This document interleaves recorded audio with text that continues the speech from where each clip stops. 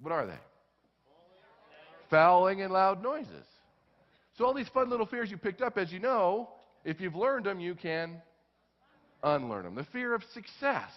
What are you afraid of, a nice car? The fear of public speaking, the fear of dying, all learned fears.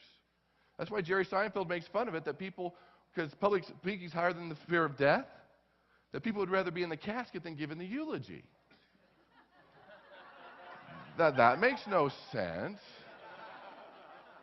And I think the big one's the fear of criticism. This is Napoleon Hill says, the fear of criticism robs man of his initiative, destroys his power of imagination, limits of individuality, and takes away his self-reliance. So mastering your fears, taking control of your fears is a big piece of being successful. Also is personal development. Coming to these seminars, critical. We found through a Harvard study that those who are learning and growing every day, they're more optimistic about life. They're more enthusiastic about where they're going, what they're going to accomplish. But those who aren't learning and growing every day become negative, pessimistic about themselves and about their future. Isn't that true? There's something about learning and doing things makes a big difference. In fact, I have to read this one to you. It says, I've been naked all day, but you're the first to notice. We're so concerned about what people think. You wouldn't be so concerned what people think when you realize how little they do. And to get over it and not worry about it. So personal development. This is what we found out. The thing that has cost people millions of dollars in life is the phrase, I'll figure it out on my own. That's not how successful people think, is it? Donald Trump, does he have a problem? Does he figure it out on his own? Does he go to the Yellow Pages and find the cheapest person possible? He hires the best, pays whatever it costs, because he'll get a return on investment. So if you have all the time in the world, I'll figure it out on my own. Books and tapes are pretty good. Now, this is hard to say. Well, let me just ask you this. As I go through today, you want the truth or the sugar-coated version? The truth, okay. This is hard to say as an author, but this is reality. Think about it. The chances that you will read a book and apply one thing from it, 1%. Think about all the books sitting there. Then, of course, seminars. Pat yourself on the back for being here, but we found the quickest way to get what you want, of course, is coaching and mentoring and talking to people who are successful. We just studied. One of my new books is called Persuasion IQ. I'm doing the research now. What do top persuaders have? What are they doing in common? And one is personal development. There's a direct correlation. They're taking about 5, 10, almost 50% of their income and putting it back into their personal development program.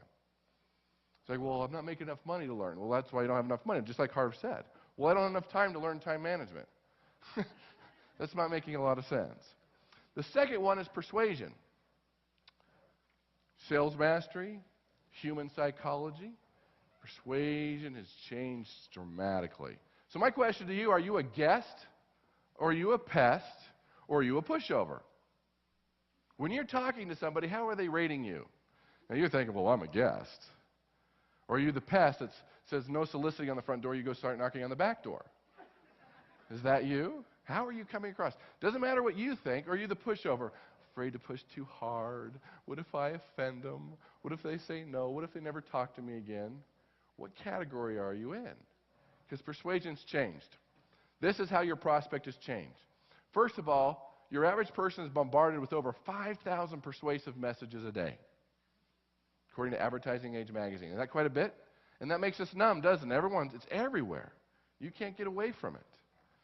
People are more skeptical than ever before. Isn't that true? They've seen a program, there's something on the internet. And if 10 people say you've got a great product, but one person says, well, I don't know, who are they going to believe? That one person. And they're more educated than ever before. Not only in college degrees, but think about it. 20 years ago when you went to buy a car, who did you have to believe? The car show. You didn't have a choice. Now what do? Internet, manufacturer price, what are they charging down the street? Does that give you power as a consumer?